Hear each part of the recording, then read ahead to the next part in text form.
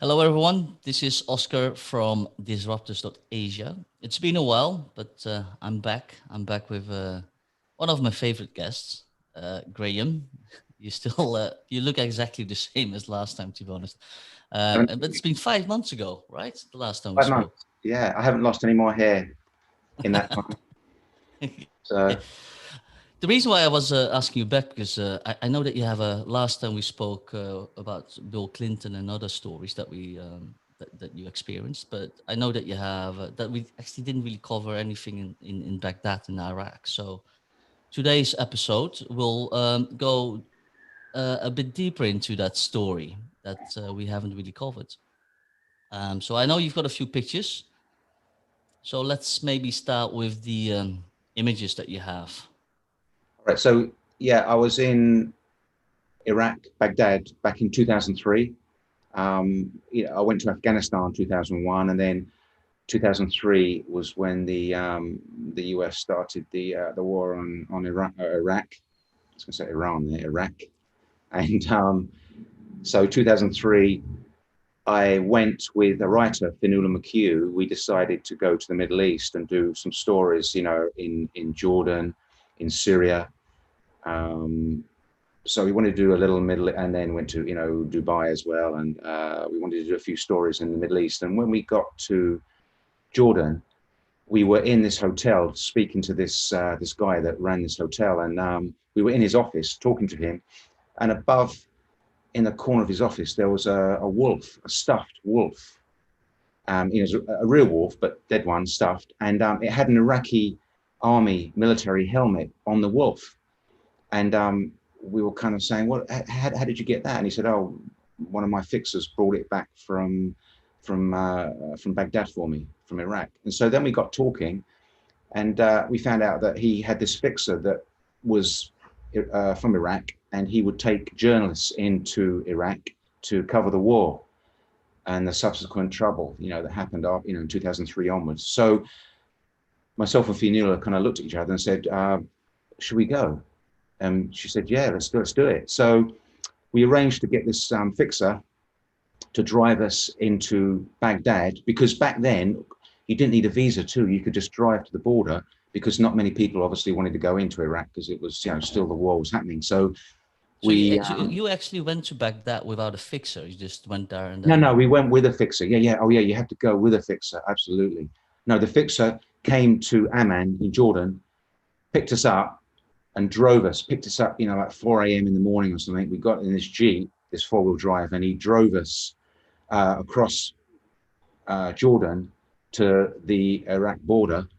And then we got into Iraq without, you can just go across the border and say, "Yeah, I want to go to Iraq." And they're like, "Okay, off you go. So good luck."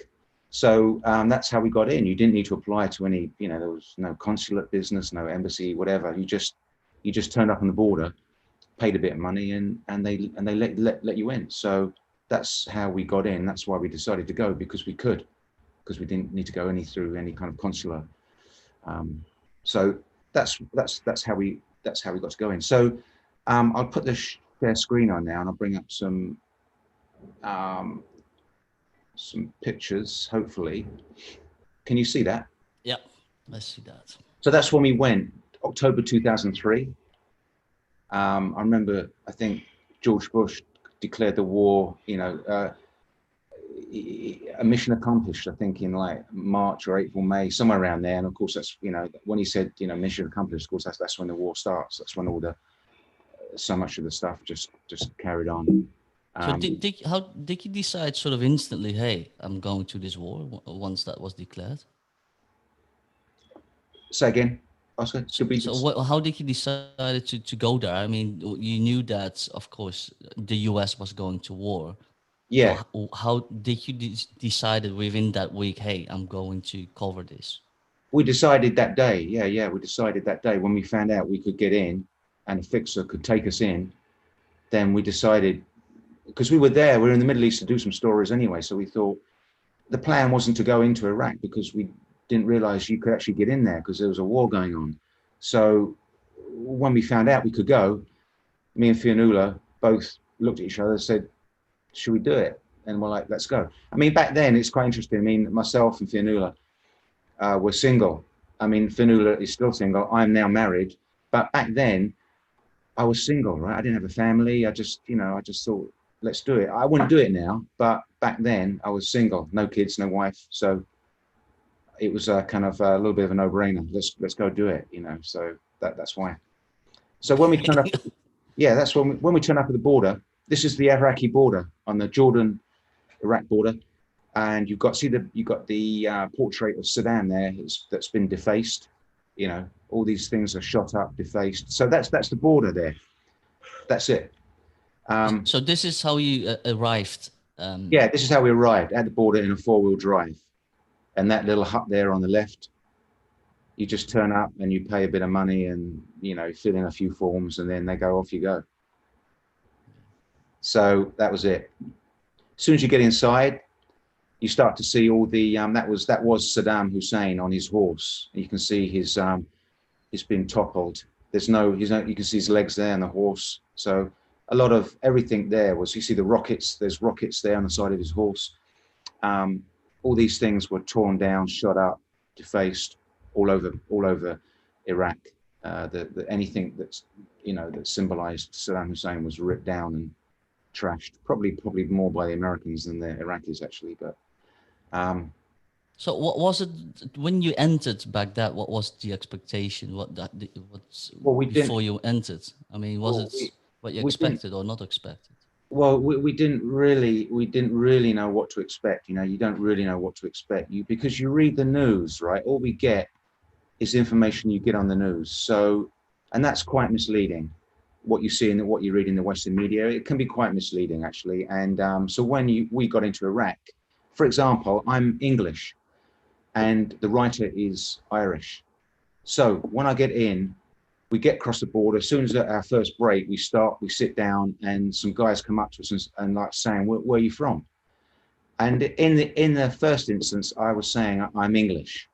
I found out pretty quickly, big mistake. You can't tell people in this situation going into Iraq that you're English or American, because not nice things are going to happen to you. So I pretty quickly found out that I'm going to have to say that I'm Irish. So because the writer was Irish. So when guys used to come up to me after the first couple of meetings, meeting with local people, and you start talking to them, and you start saying, what do you think about the invasion? What do you think what's happening in Iraq? And you of course, you start to get their opinions, and they're like, well, you guys have ruined it for us, right? You've come in, you've got rid of Saddam Hussein. Okay, Saddam Hussein, not the nicest of guys, but he kept Iraq together. We all had jobs, we all had income. He said, now you guys come in, you've toppled Iraq, you've toppled Saddam Hussein. We don't have jobs, we don't have income. Half our families have been killed, and etc., etc. So you pretty soon start to find out that what you read in the news is actually not what the people there think. They're not that happy, actually. That a lot of them were not that happy that Saddam went, because their lives were ruined, and their family members killed, and their their whole lives just wrecked. So I decided there and then, the writer Venhuis said, why don't you tell them you're Irish, because I'm Irish, and then it looks. So from then on, I started to say I was Irish. And so the next guy that came up to me and said, where are you from? I said, I'm from Ireland. And I don't know, I don't follow soccer, right? I don't follow soccer at all, and never really have. So I said to him, I'm Irish. So the guy, he says, oh, Robbie Keane. And I looked at him, and he looked at me, he said, Robbie Keane. and the writer knew that Robbie Keane was an Irish footballer. Yeah. So Fionnula said, Graham, Robbie Keane, the footballer. I was like, oh, Robbie, oh, you mean Robbie Keane? Oh my God, I love Robbie Keane. So that, again, that was kind of interesting right off the bat there. I had to switch, but then I got found out pretty quick. But from then on, I said I was Irish. From then on, can never say you're English. So then we're driving to Baghdad. As soon as we get into Baghdad, you suddenly see the guy filling up his car there with petrol. Everyone's got a gun. Absolutely everyone. Another guy there with a gun, AK-47. Everyone there pretty much is carrying guns. It's just that's the first thing you notice. Everyone is carrying an AK-47 or a hand, sidearm. So So were you armed at all? no, nor was our fixer. No. Um, Again, this was another spot where, can you see the poster there? Saddam and his two sons. The two sons have been crossed out because they've been assassinated already, right? They've been killed. So the two sons, Uden and Qusay, they're crossed out, and then we've just got this because Saddam was still alive then. So they've got Saddam there on the poster, and these posters were everywhere, and it was propaganda, and it was saying we're gonna we've got these two, we're gonna get him next. So so then, as soon as we got into Baghdad, and then we start driving around. This was an example of the precision bombing that the US were doing. This precision bombing, you can see where this bomb was hit, dead center on this building, gone straight down the middle. I mean, that's how precise their precision bombing was. Most of the time, not always, but most of the time. And then this is another example here. You've got a church here, and then you've got a building that's been bombed behind it, and then the church is still standing because George Bush is a Christian, right? So, suicide bomb. This was our first experience with. I mean, you heard explosions going off every day when we were in Baghdad. You hear explosions going off every day. Some could have been suicide bombs. Some are controlled explosions where they're finding explosives or their findings, and they're so there was a controlled explosion and regular every day. So this is the first. We're driving along here, and we were on our way to this hotel. See where the suicide bomb's gone off. We were on our way to this hotel to see our friend who was a security guard on the hotel front. We were speaking to him a couple of days ago. We were going back there to see him on our way to somewhere else. And then all of a sudden, this loud explosion goes off, and you can feel the shockwave through the car because the shockwave comes down the street.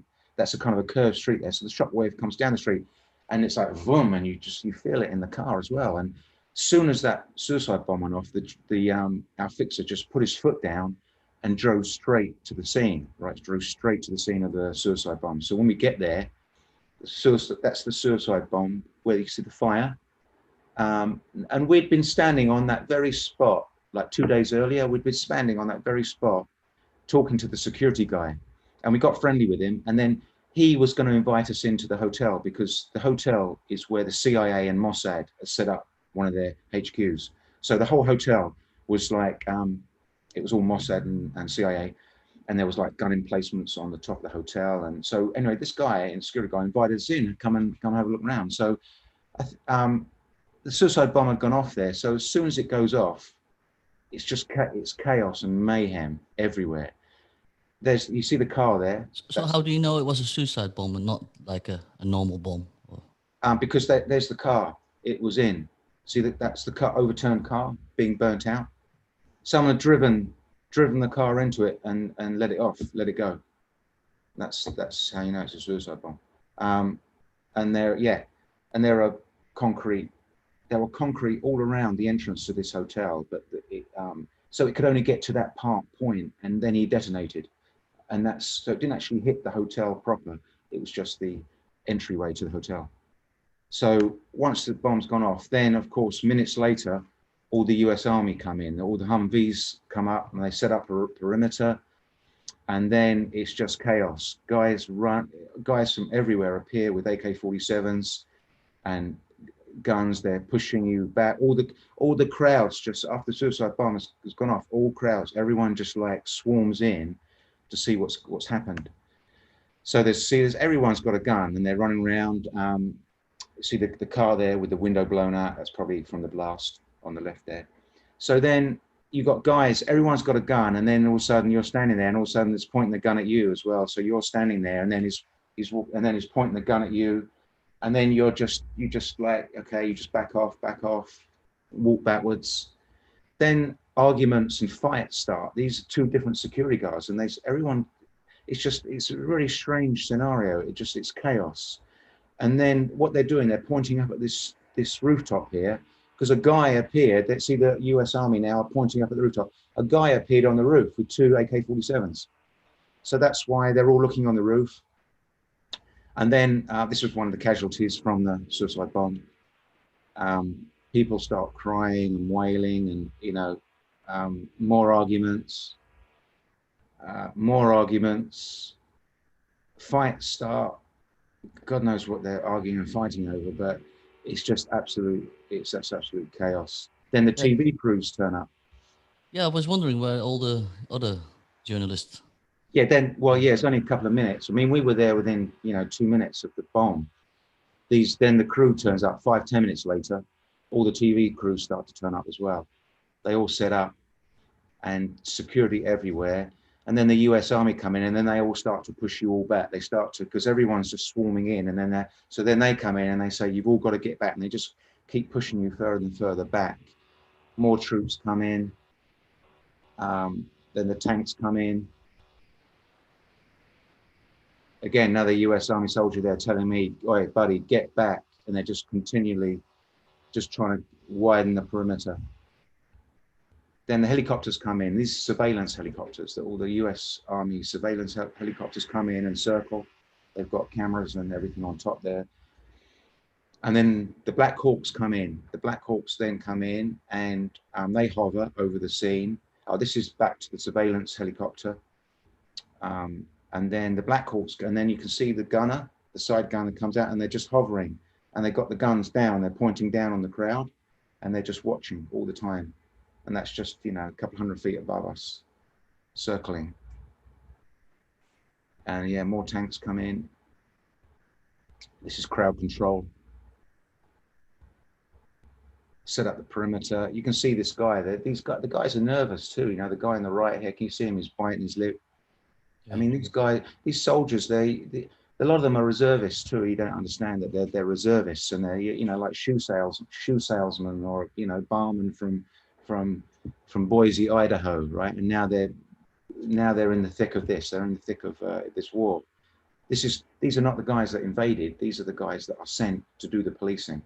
So did you had the opportunity to talk with them as well? Probably not in this particular instance. Yeah, you do. Yeah, you do. Yeah, we got the opportunity to talk to them, and they're all young guys, kids, just and they're a big problem is a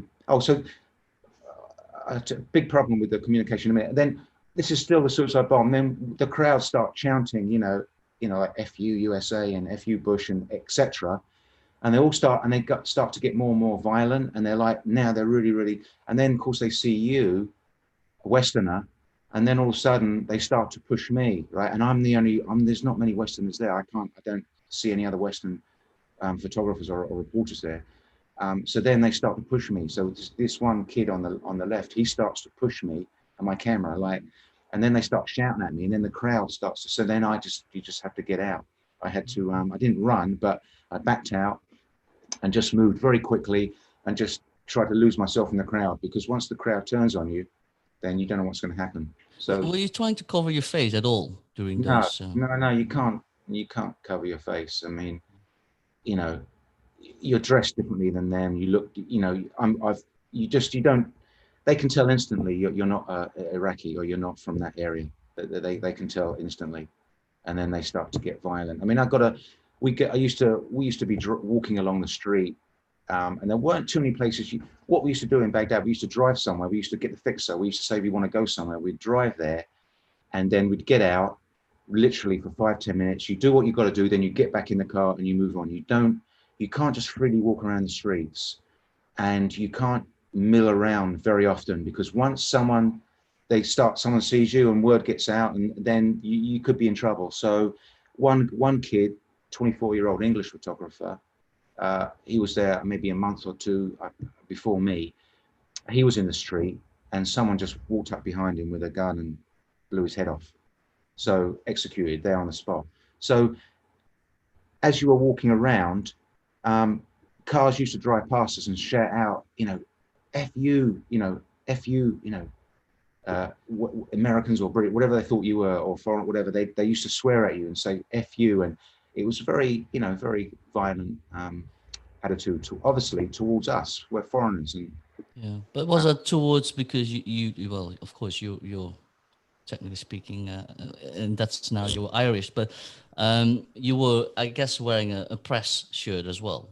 No, not a press shirt. no Kevlar, no helmet. Was there Because, a reason for that? yeah, because the reason for that is because I think you can sometimes make yourself more of a target. I'd rather we were just dressed as civvies, right? We were just dressed in normal, I got my shorts on, my hat, and just a khaki shirt or whatever, white shirt So to you didn't reflect that feel we that if people we knew that you were pressed, that they would leave you alone. well, it's a really I don't know really. It's a really difficult situation because everyone, quite a lot of the local press did were wearing Kevlar. They're all wearing Kevlar and helmets. The local press did, and they had press, yeah, or TV written over the Kevlar. But we didn't. We just decided to try and maybe keep lower key. But yeah, that's probably why. Um, so that used to happen, yeah, on a daily basis. You'd get abused and shouted at, and it was the time we were there. It was just before they started catching the foreigners and cutting their heads off and hanging them. I remember the time in I think in April 2004, which was about 4 months off, 4 or 5 months after we were there. That's when they caught the four Blackwater security guards in Fallujah, and they hung them. They took them out and they beat them to death, and then burnt them and hung them from bridges across the Euphrates River. That was a few months. That happened a few months after we left, and that's when they really started to catch foreigners and cut their heads off. So we were there just a few months before they started doing that. So after that, it was, yeah, very, very dangerous to be there. So getting back to the pictures, so there's the suicide bomb still burning. Public relations. This is where you get a problem where a lot of the Iraqis were getting shot at checkpoints, and this kind of illustrates a problem here. You've got an Iraqi speaking not very good English, and you've got a guy from Arkansas or Boise, Idaho here, who even I couldn't really understand very well. The American soldiers give them instructions, and the Iraqis don't understand what they're saying, and then they get shot because maybe So, he's saying back off, and he's saying coming forward, saying what, I don't, So there was all this miscommunication there because the guys from Texas, when they speak to the Iraqis, there was they couldn't understand. The Iraqis couldn't understand, so they'd get shot sometimes so because there was no translator, or there no, was. no, not on the checkpoints. Well, there may have been, yeah, on some checkpoints, but there were so many checkpoints everywhere. Sometimes the Iraqi would just be wanting to go from A to B to get a bit of shopping, right? And you've got to walk past some soldiers or a checkpoint, and then there's a miscommunication and you get shot. So this happened a lot. So this is a Black Hawk. I got to go up in a Black Hawk, which on hindsight probably wasn't, smartest idea, going up over Baghdad in a Black Hawk with all the RPGs and Black I Hawk thought it Down. was safer in a helicopter than on the ground. Well, have you seen Black Hawk Down, the movie? um, so this was, which was very interesting, going up in the Black Hawk over Baghdad, and we flew around and they took us So through. how did you get into that? Someone We got invited into, you, yeah. or you just asked? No, they offered to give like the U.S. military at the base in Baghdad airport. They offered to give the Iraqi media a little bit of. They wanted to do a little bit of an introduction and a little bit of what do you call it, meet and greet, kind of trying to get better public relations exercise with the Iraqi media. So we turned up and said that we're not from the Iraqi media, but we're from Asian media. We're from we're writing for the South China Morning Post. So can we come on the tour of the base? And they said, well, this is for Asian. You're not Asian. I said, yeah, we're not Asian, but we work for the SCMP. SCMP is Hong Kong. Hong Kong is in Asia, guys. So then they let us in. So that's how we got in to go on the tour. And then we got to go on the I got to go on the Black Hawk. This is again the airport. You can see they've taken all the engines off of the aircraft. No aircraft in Baghdad airport had an engine on it. They've all been. You Why is see the that? commercial aircraft. They've all been taken off. But they were afraid that they were going to use the planes. Possibly, yeah, possibly, or whether they're just been stolen. I don't know. One of the two. when we're driving around. It was quite dangerous driving around because you've got these huge convoys of American soldiers, and you know, you're following a convoy like this. I would never lean out the car to shoot a picture because these guys can be looking backwards into the sun, and someone leans out the car with a long lens, you know, and you're going to get shot. So you have to be really careful about what you were doing there, how you went about your, you know, daily business. So this is why I was shooting through the windscreens. I didn't want to lean out the car and shoot because I knew I'd probably get shot. So the way what I'm looking at is like a sort of minivan because you're not in a tank there. No, no, yeah, we're in a SUV. You're in an We're, SUV. yeah, in That's an our SUV. yeah, we're in our driver's car, in our fixer's car. Yeah, and we're shooting the convoy. In comparison, I wanted to show you this because the Americans would go drive around in fully armored convoys. The British would drive around in soft top. See the waving. See Yeah, this. Americans were fully kitted out, full armor, full. Look at the British, no helmets, no and soft tops and waving. There was quite that's a different amazing. attitude. Yeah, different attitude between the British and the American military. Um, But then they were really against. I mean, you said you couldn't really say you're yeah, from yeah. England. For some reason, I think the methods of the British Army were different. I think the British Army were better with PR, and they didn't shoot as many people, I think. And I think that's why they got a bit of a reputation as being a bit fairer and friendlier, I guess. And the Americans didn't have that reputation. So that's what you're seeing there. The kids waving and smiling, and soldiers waving back, and yeah, Okay. waving, smiling. Very different attitude than the American soldiers. Um, we got to go to Saddam's palace, one of Saddam's palaces. The Americans thought he was there, so they bombed it, and that's the result of the bombing. Swimming pool, statues. This was interesting walking around one of Saddam's palaces because that's that's like a sculpture thing of a Saddam on a horse, and you can see it's all shot up. The Americans have obviously got in there. See, there's all bullet holes. Yeah. The head's been shot off. That's Saddam on his horse. This is Saddam's family. This is a huge. Can you see the guy at the bottom? Yeah. So you can see the scale. This is Saddam, Hussein, or the wife, the daughter. That's Saddam, and Saddam's in the middle. So that's inside the palace, and the soldiers have painted over the families' faces. This is just laying around everywhere. RPGs laying around everywhere inside the palace. There were obviously summary executions. Obviously happened a lot because you can see there, someone's been shot in the head from the front. Back of the head's come out.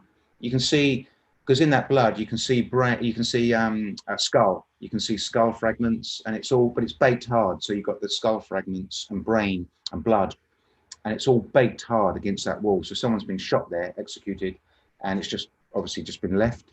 And because of the heat, you know, it's 50-degree heat, whatever, in Baghdad every day. It's just baked on the wall. And then, so that's a bit of a close up there of that's what it looks like when you get executed. This is another one. This is low down, so obviously someone has been knelt down and shot through the head. Again, another execution. And these were like, you could see them everywhere, executions. Weapons of mass destruction. The premise that they went in right on these weapons of mass destruction, that there were actually none. We got our fixer took us to this huge area of desert just outside of Baghdad, and the whole area. I mean, it was huge. It was kilometers square, and the whole area was Iraqi armor, Iraqi tanks, shells, bombs, everything, and it was just piled up. It was just this huge area. This is AAA. This is anti-aircraft artillery, and you can see the artillery. Yeah, you The still shell. see it in there, right? Yeah, the live shells are still there. Yeah. So there was a huge area where there's this massive area of shells and ammunition just left there, and you could go and walk around. So there's rocket tanks. So you could go there, walk. So we went there, we were walking around, and again, it kind of brought home the danger as we were walking around this area, and some guy came up to me, and he was basically saying, no, no, no, no, not speaking English, but he's saying, no, no, no. He's going, go, you're going to get shot if you. So he said, go, go, go, go. And I was like, yeah, okay. So anyway, he walked off. Then I was walking around more, shooting some more pictures. We were looking around, and then another guy came up to me, different guy came up, same thing. He said, he said, go, you go. He said, you're going to you get shot here. You get shot. Again, second, then I thought, you know what, two people have said that to me, I think.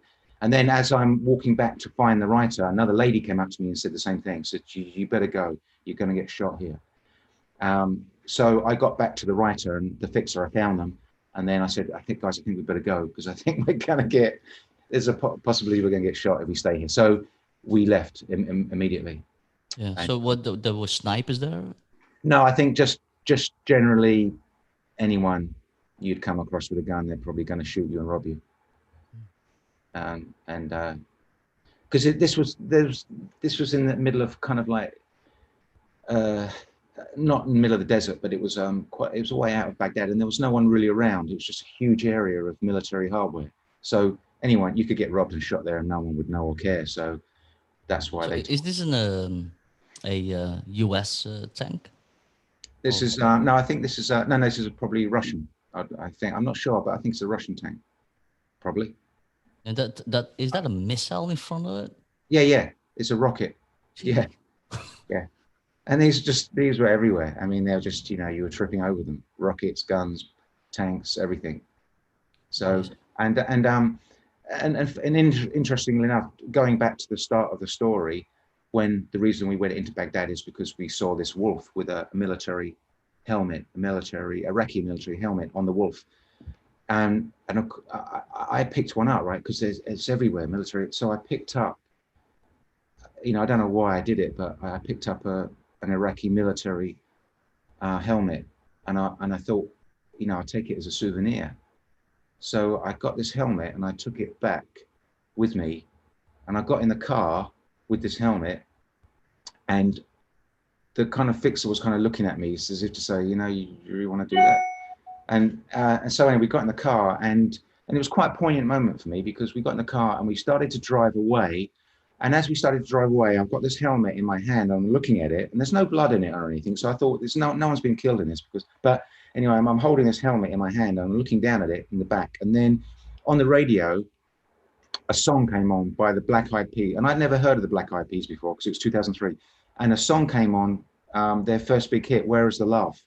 And if you listen to the lyrics of "Where Is the Love," it's all about hating and killing and bombing, and why is all this happening?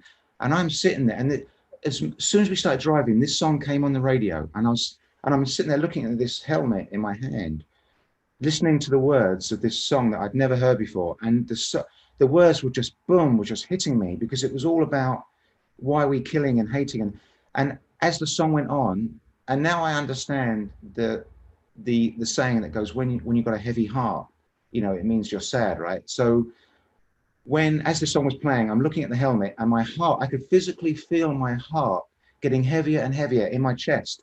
It was like my heart was like pulling my chest down to the floor. And I was looking at this helmet and listening to the words of the song. And I said to the driver, stop. I said, stop the car, stop the car. I said, I think I've got to get rid of this helmet. I've got to throw it. And the driver looked at me and he said, yes. He said, yes, you do that. So he stopped the car, ran down the window, and I just threw this helmet out. And it was a really poignant time for me. It just brought it home. How, why would I want to do that? Why would I want to take a military helmet back? Someone that may have been killed in it. Someone's wife, someone's husband, son could have been killed in that helmet. We've got a Iraqi driver, and it's just very, for me, it was, I just had to get rid of the helmet. And it was a bit of a telling moment for me as well at that point. So, yeah. So how did you actually how did you actually decide to go to which site or which location to go? Like, were you discussing that with the? Yeah, we would discuss with the fixer, because we were trying to do stories. So we would want to go and see people. We went and met a Chinese entrepreneur from Sichuan who set up a Chinese restaurant in Baghdad during the war. So, because he figured there probably is good business. So We went and spoke to him. We would go and interview people. We went to the security guard that we knew. We were speaking to him. So we went to, I mean, so many strange things happened to us on that trip. We went to, Fionnuala wanted to go to a church. She wanted to go and pray because she's a Catholic. So she said, the day of the suicide bomb, a couple of hours before the suicide bomb, she said, I want to go to a church and pray. So we went to this church, and I kind of stood outside whilst she went in and prayed. Then she came out. 2 hours later, we nearly got, right, we were 2 minutes away from a suicide bomb. So that was a really strange situation to happen, where she's praying, and then 2 hours later, luckily we weren't 2 minutes ahead, because we could have got killed, right, in the suicide bomb. So that was another strange, all these weird things would kind of happen on a daily basis there. It was such a strange situation to be in. That was, just wondering if there's any other pictures. I think it's the last picture. Yeah. So this was just the story that she was a writer, right? So what? Yes, she's a writer. Yeah. So we were doing something for the South China Morning Post. Okay. So you were traveling with how many people? Like 4, including the. No, there's just myself, the writer, and a fixer. Okay. That's it. Yeah. And the whole trip for me was kind of stressful. Every night we stopped. Again, we decided to stay in a hotel. You could stay in the Baghdad hotel, which was heavily fortified. So most of the journalists and foreigners would go to the Baghdad hotel because it was heavily fortified. There were tanks, there were big concrete barriers outside it. But again, we thought maybe it'd be better just to go to a little hotel down the road, and again, try and keep more low key. And again, the Baghdad hotel was attacked by rockets and mortars and suicide bombs, I think. So again, you go to a place like that's protected by the military, and then you become a target. So we decided to go to a small hotel, and we went in this hotel. We got the small hotel, and of course, the curtains were always closed. You'd never open the curtains, especially not at night. You just never open the curtains and look out. You just keep the curtains closed all the time. Fionnuala would sleep in her boots all the time. She'd never take her boots off in case something happens and you've got to get out quickly. So I used to take my boots off, but I couldn't sleep in my boots. But she used to keep her boots on all the time. But one night we came home. We walked home from the Baghdad hotel. We were meeting someone in the Baghdad hotel. We walked home to our hotel. As we got towards our hotel, all this gunfire started up. This gunfire outside our hotel started up. People were shooting each other. And that was one of the most frightening situations. So we backed off, and we ran around a corner, and we hid, and we were trying to get into some shops, but everything's shuttered up. This was at about 7 o'clock at night. Everything's closed. So we're going down this street, and we're trying to knock on doors and stuff. We're trying to get in somewhere, and no one's going to open the door to you. And all this gunfire is going on, and then we just stood in this doorway, and we're just standing there, and then all of a sudden, we heard this car accelerate really quickly, come around the corner, and me and Fionnuala kind of look at each other and thinking, my God, what's going to happen now? And we heard the car slowly pull up, and then it slowly pulls up in front of us. And then we're like looking at this, we're thinking someone's going to get out now and start shooting. And then it was our fixer. Our fixer had been waiting for us at the hotel.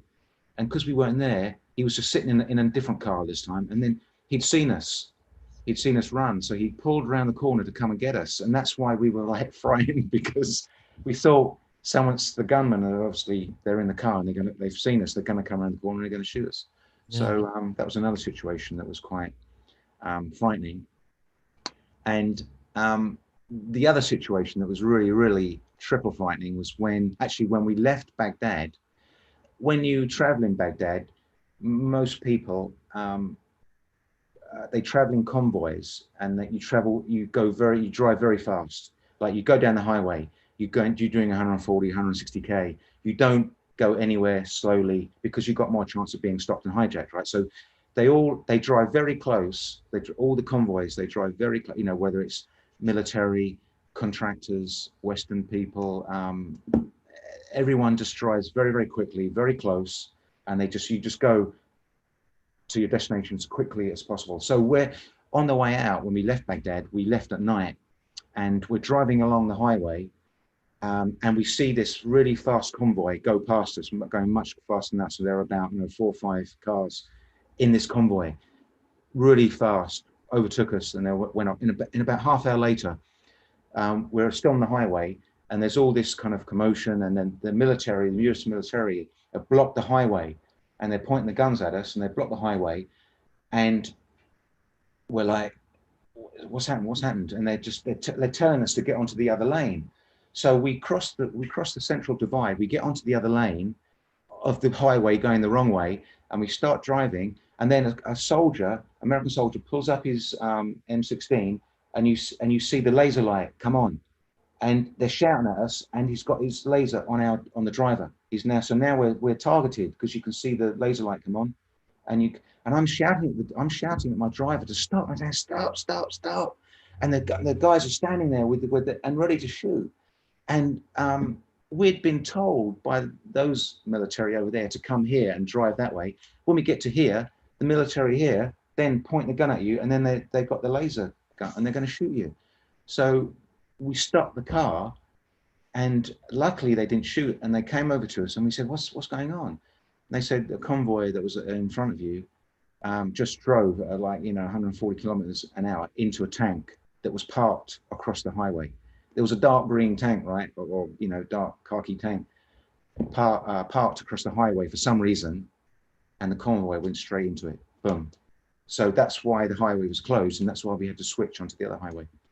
And that's when we nearly got shot by the American military again. So you can see how easy it was to get shot, not by Iraqis all the time, but actually you're probably just as high risk getting shot by the American military.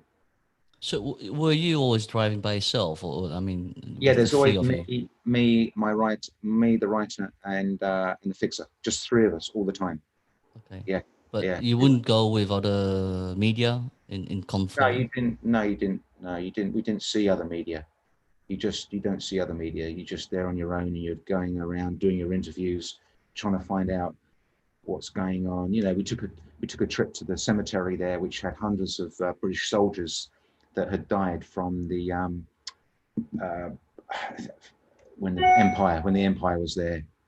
I forget which war it was, in the 1800s or something. There was a huge military cemetery there, so we went there, and so we were just doing different things, doing different things, different days, and so you never got to see any other journalists really. You didn't, and yeah, you didn't.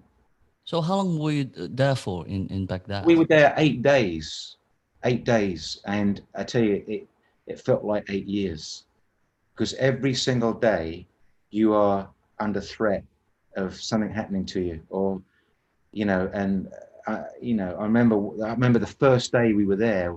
Me and Venhuis said, let's go out for a walk. Let's go and do a little recce, find out what's around this hotel. We went out and we walked across maybe half a kilometer or whatever towards the green zone, and then we're out on this bit of wasteland, and then we heard all this shouting, and we turn around, and there's these guys running towards us with guns. And me and Venhuis looked at each other and like, oh shit, what's gonna, and so they're running over to us with these guns, and they're going, are you crazy? What are you doing here? Are you crazy?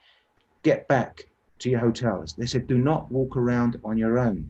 They said, you're crazy. You'll get shot.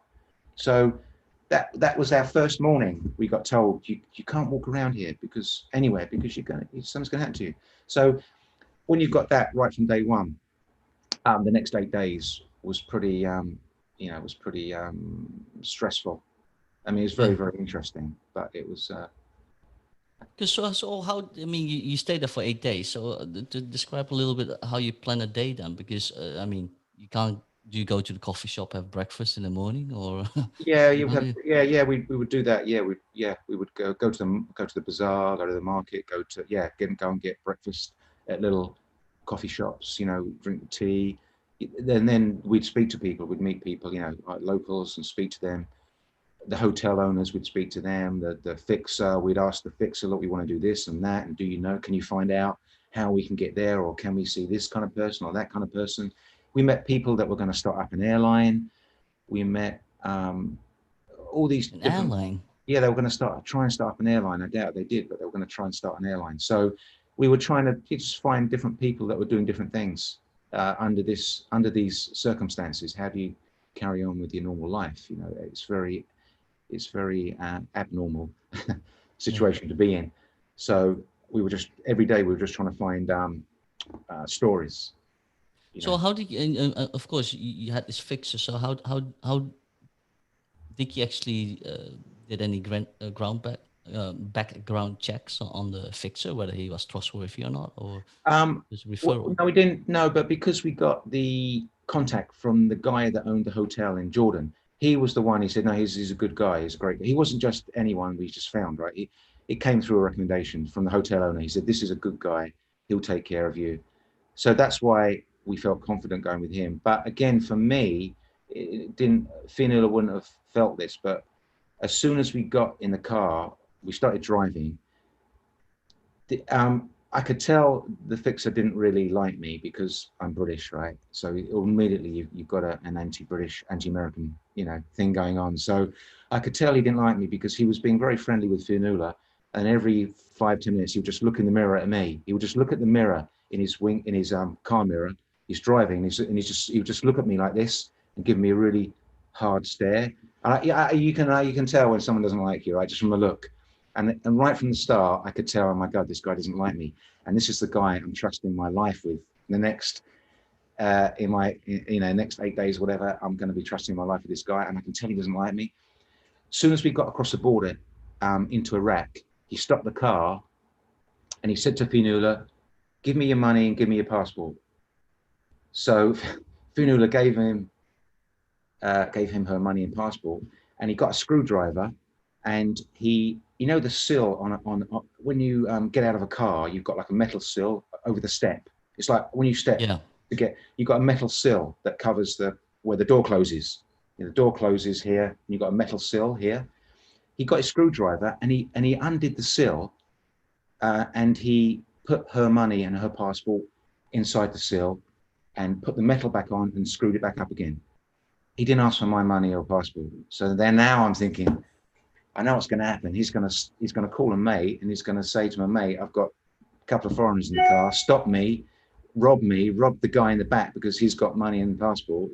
But he's not going to let Fionnuala get robbed, right? Because she's Irish. The Iraqis like Ireland. The Iraqis like the Irish because the Irish are fighting the British, right, in Northern Ireland. So that's why they know about that stuff, and they like the Irish. So immediately, again, after the kind of the real hard looks he was giving me, then he decides to take her money and passport and doesn't take mine. So that's when I also thought, oh, Jesus Christ, I'm going to get. This was on the first day? This is the first day. First day, yeah. And so in case we get robbed, in case we get stopped and robbed. So, because, there are, they call them Alibabas, right? The Iraqis call them Alibabas, thieves. There are Alibabas everywhere. They're going to stop you and rob you at gunpoint. And it happened to the Chinese guy that we interviewed. They stopped him, drove him out to the desert, got him out of the car, and they robbed him. But they didn't shoot him, but they robbed him. So this is why he took her money and passport, but he didn't take mine. So that's why I thought later on, it's obviously going to stop and we're going to get robbed and I'm going to get robbed. But Fionnuala won't because her money's screwed under the sill in the car. So all that also is an added stress for me, going through a whole week or 8 days and not knowing whether you're going to, next day or not, you're going to actually still be alive or something. Did that relationship change over 8 days, or was pretty tense over every day? No, every day. With the fixer? Every day. Yeah, every day, same. It was the same every day because when I made a suggestion, I would want, what we worked out what I had to do was, if I wanted to go and photograph something, I had to tell Fionnuala, because if I said to him, I want to go to XYZ and I want to go and shoot XYZ, he'd say, can't go there, can't go. But if Fionnuala's would say, I want to go to XYZ, he'd like, okay, yeah, let's go.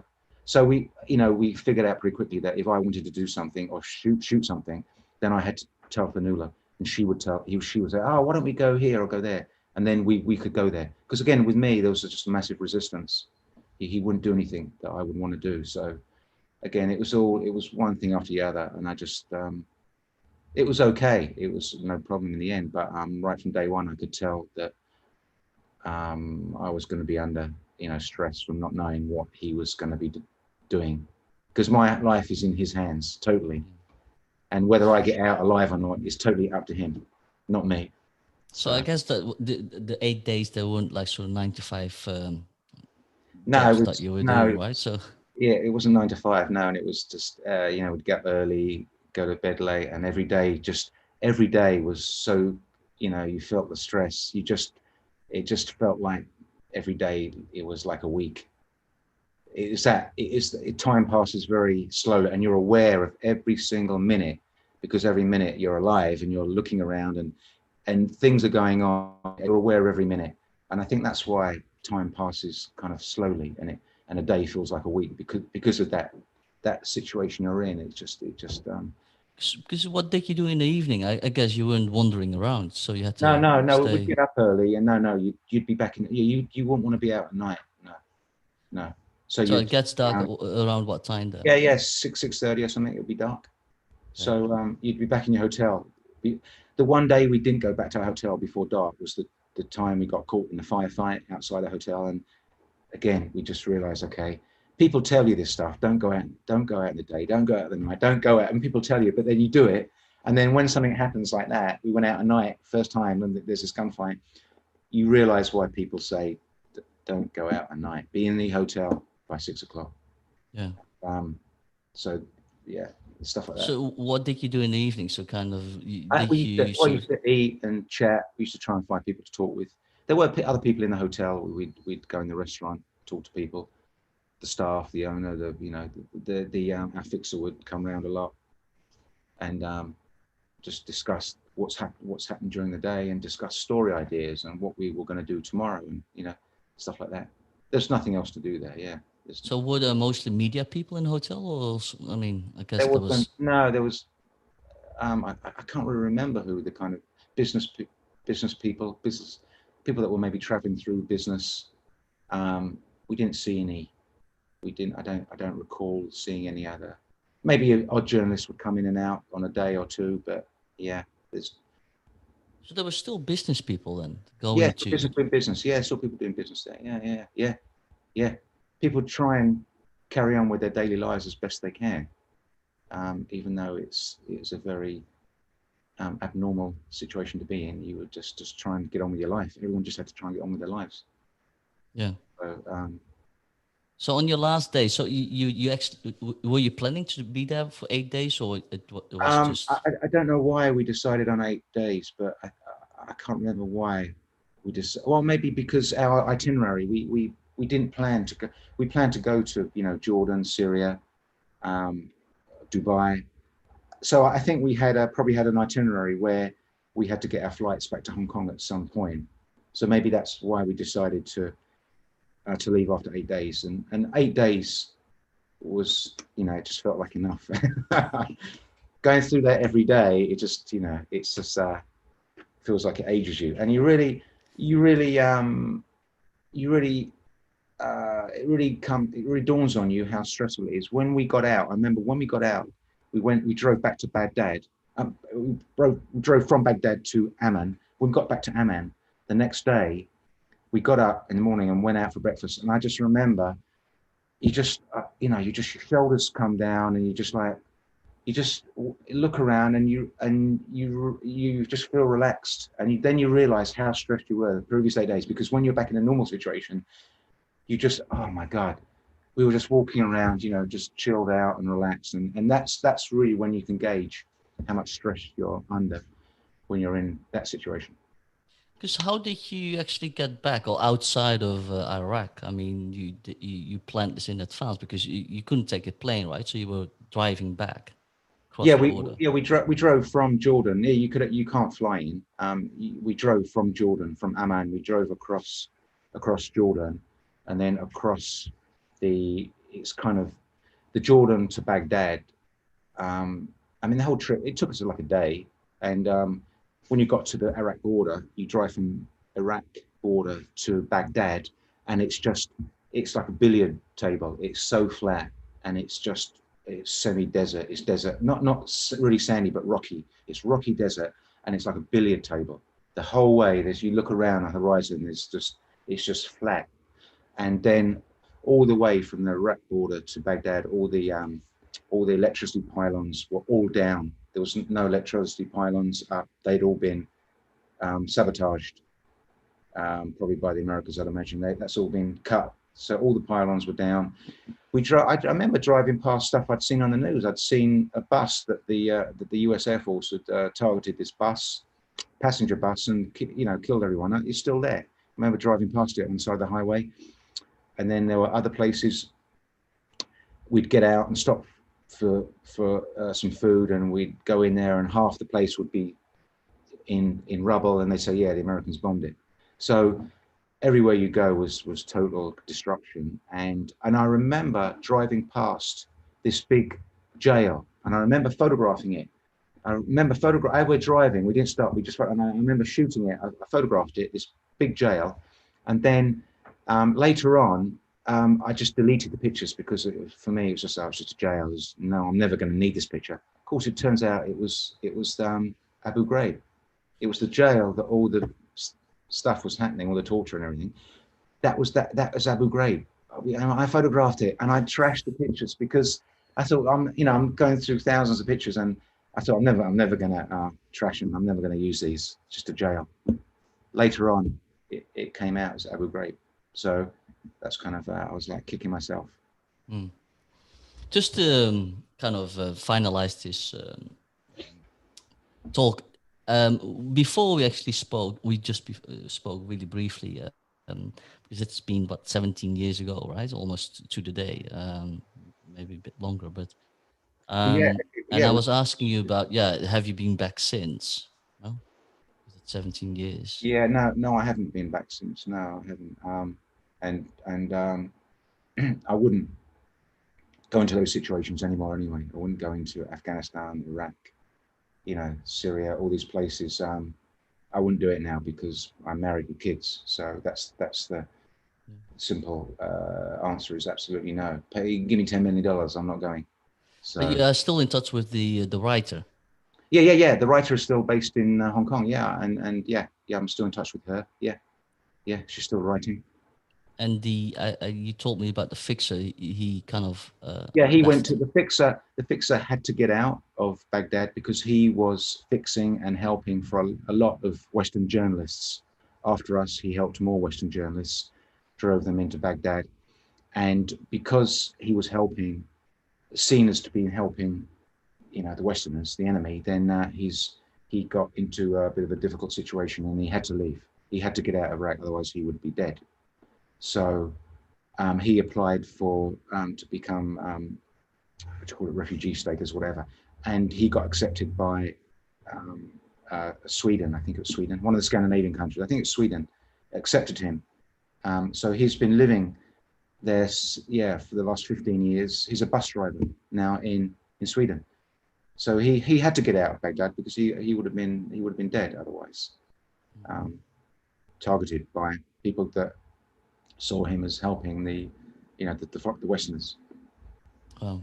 So It's amazing, right? So yeah, those stories. If you look back, how dangerous it was. Now the way they describe things, and kind of yeah, it's yeah, for me, it almost was very, insane that someone decides to take pictures there. But yeah. When I look back at it now, my experience there, I mean, it was an amazing, it was incredible experience to go through those situations. I wouldn't do them again.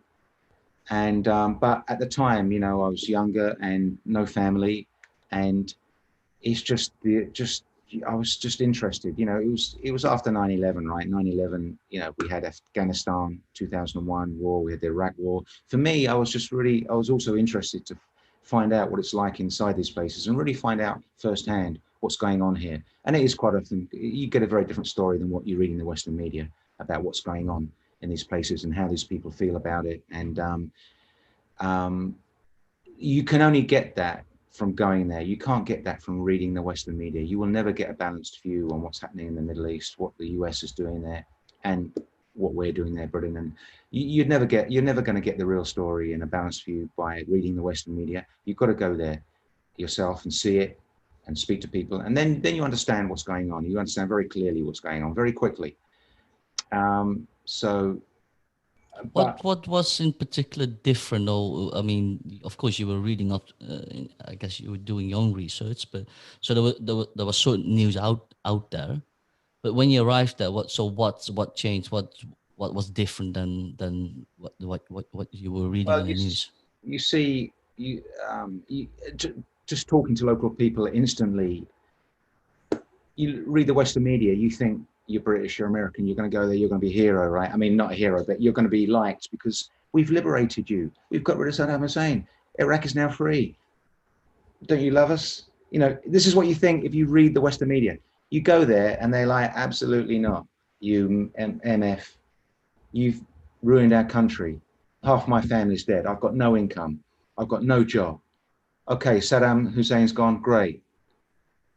Look what you've done to my country, you MF. So this is instantly. This is the first guy I spoke to in Iraq. This is what I got from the very first guy. And then you suddenly realize that you remember you see in Baghdad, you saw in the square where you got they were pulling down Saddam's statue. That was not the Iraqis. That's the Americans are doing that. The Americans saying, hey, let's do it. Let's pull that and we'll shoot it and let's pull it down. It's all instigated by the Iraqi. I'm sure it's done instigated by the so everything is a little, it's a little bit, there are agendas here, and the news you're getting is not entirely correct or how it is.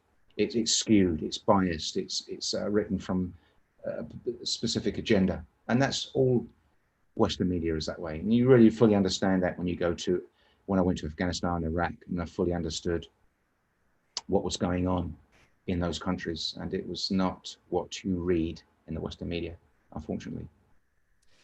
Okay, Graham, I really like to. Well, I'm really grateful that you're still alive after this, and this is just only one place that you've been, right? To Yeah. Iraq, you've been to other places as well, which we haven't again not covered. But who knows? Maybe in the next episode we can probably continue talking about this.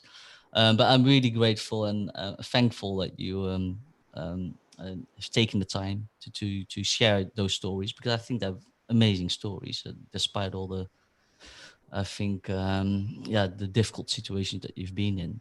Yes, it's definitely character building, that's for sure. Yeah. So So teaches you a lot. yeah. So enjoy your day, and I hope to see you soon. Thank you very much, Oscar. See you again.